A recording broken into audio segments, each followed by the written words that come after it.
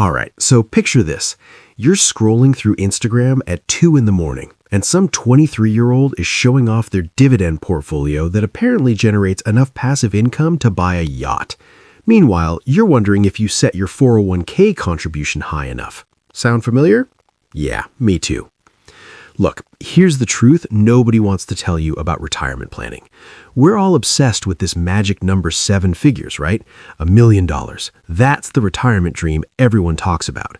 But here's what's wild. Hitting $1 million in your retirement accounts is actually just one milestone in a much bigger game. And honestly, it might not even be the most important one.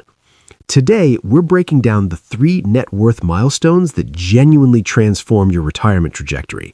Not the feel-good nonsense you read in those articles that tell you to just save more and believe in yourself.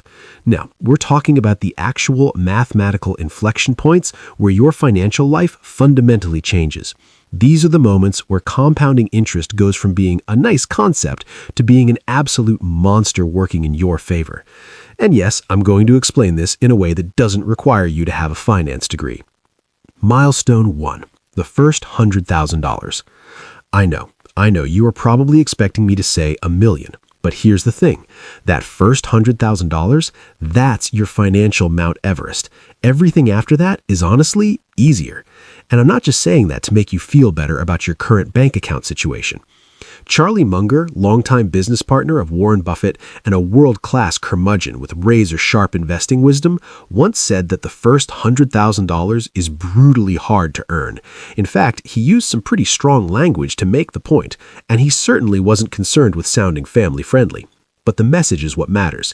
That first $100,000 is genuinely the hardest money you will ever accumulate. Here's why. Let's say you're contributing $6,000 per year to your retirement accounts. That's $500 a month. Pretty reasonable for a lot of people, especially if you're getting an employer match. Now, with average stock market returns of around 8 to 10% annually, your money's going to grow. But in those early years, the growth is honestly kind of pathetic.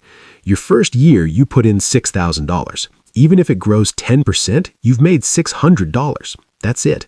That's less than $2 a day. You can't even buy a decent coffee with your daily investment returns. Meanwhile, you're over here grinding, showing up to work every day, skipping the avocado toast or whatever nonsense financial gurus think millennials waste money on, and your account is growing slower than your nephew's TikTok following. But here's where it gets interesting. Once you hit that $100,000 mark, everything shifts. Suddenly, a 10% return isn't $600, it's $10,000. You just made $10,000 by doing absolutely nothing except letting your money sit there and exist.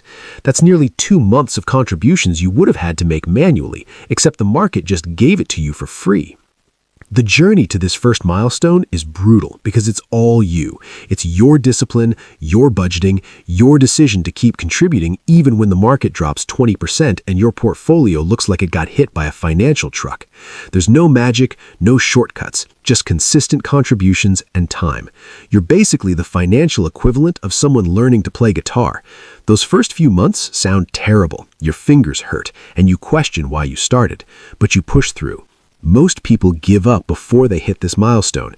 They see their account balance at $30,000, watch it drop to $27,000 during a market correction, and think, what's even the point?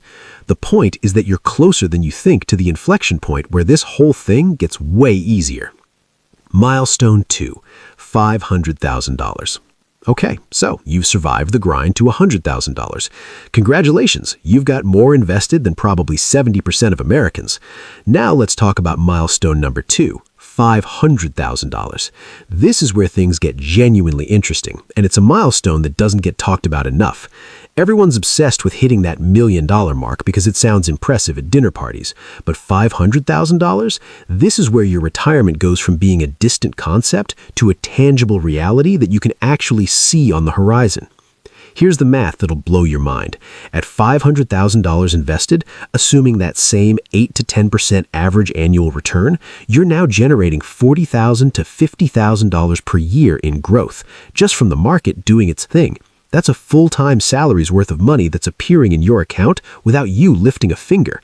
Let's put this in perspective. If you're still contributing that same $6,000 per year, the market is now contributing 8 times more than you are. Your money isn't just working harder than you, it's working dramatically harder than you. You've essentially hired the world's most effective employee, and that employee is your own accumulated wealth. But here's what really changes at this milestone, and this is something most financial advisors don't emphasize enough. You now have options, real, meaningful options about your future. At $500,000, you could potentially retire early if you're willing to live modestly. Using the 4% rule, which suggests you can safely withdraw 4% of your portfolio annually without running out of money, you could pull $20,000 a year from this portfolio. Combine that with Social Security later or a part-time job doing something you actually enjoy, and suddenly, early retirement isn't just a fantasy for tech bros who sold an app. Or maybe you don't want to retire early. Cool. But you could take a lower-paying job that you're actually passionate about. You could start a business knowing you have this financial cushion backing you up. You could tell your boss exactly what you think about his idea to implement mandatory fun Fridays. Okay, maybe don't do that last one, but you could. This is also the milestone where you really need to start thinking seriously about tax optimization. At $100,000, sure, you should be thinking about Roth versus traditional contributions and all that. But at $500,000, the tax implications of your decisions are now substantial enough that paying a fee-only financial advisor for a few hours of their time might actually save you tens of thousands of dollars over the next decade. Here's something else that happens at this milestone. You start to care less about market volatility. Not because you're a Zen master of investing, but because the numbers are finally big enough that you understand market drops are normal. When you had $30,000 and the market dropped 20%, you lost $6,000. That hurts. That's real money. But when you have $500,000 and the market drops 20%, you lose $100,000, which sounds catastrophic, except the market has probably gifted you way more than that in gains over the journey to this point. You've seen the recovery pattern enough times to know it's coming back. The psychological shift at this milestone is profound. You're no longer scared of retirement. You're planning for it. You're running calculators figuring out exactly when you can pull the trigger. You're looking at healthcare costs and thinking through strategies instead of just hoping it all works out. Milestone 3. $1.5 to $2 million in invested assets. This is where you cross over from comfortable retirement to actually wealthy in retirement. This is financial independence in its truest form. Let me paint you a picture. At $1.5 million, using that 4% safe withdrawal rate, you can pull $60,000 per year from your portfolio. At $2 million, you're looking at $80,000 annually. For most Americans, that's more than they make while working, except now you're not working. You're sipping coffee on a Tuesday morning wondering why everyone else is stuck in traffic while you're planning your afternoon kayaking trip or whatever retired people do. Pickleball, probably. It's always pickleball. But here's what really separates this milestone from the others. Legacy and impact. At $100,000, you're building security. At $500,000, you're building freedom. But at $1.5 million to $2 million, you're building generational wealth. You've got enough that you can retire comfortably, help your kids with their first home down payment, spoil your grandchildren, and still leave behind a substantial inheritance. You've broken the cycle of financial stress that probably characterized your parents' retirement or your grandparents' retirement. This milestone also fundamentally changes your relationship with risk, not in a reckless way, but in a strategic way. When you're at $50,000 invested, you can't afford to make mistakes. Every decision matters. Every market downturn hurts. But at $2 million, you can afford to have 10% of your portfolio in higher risk, higher reward investments. You can angel invest in your friend's startup. You can own rental property. You can try things because even if they fail, you're still going to be absolutely fine. Here's the part that sounds obnoxious but is mathematically true. At this level of wealth, your biggest problem is figuring out what to do with all the money your money is making. At $2 million, generating 8% returns, that's $160,000 in annual growth. If you're only spending $80,000, your wealth is still increasing by $80,000 per year, even though you're retired. This is where people start getting into donor-advised funds and charitable giving strategies, not because they're trying to show off, but because they genuinely have more money than they can spend and they want to do something meaningful with it. It's a good problem to have, which feels weird to say, but it's true. The journey to this milestone requires everything the first two milestones taught you: consistent contributions, discipline through market downturns, smart tax planning, and most importantly, time. That's the ingredient nobody wants to hear about: time.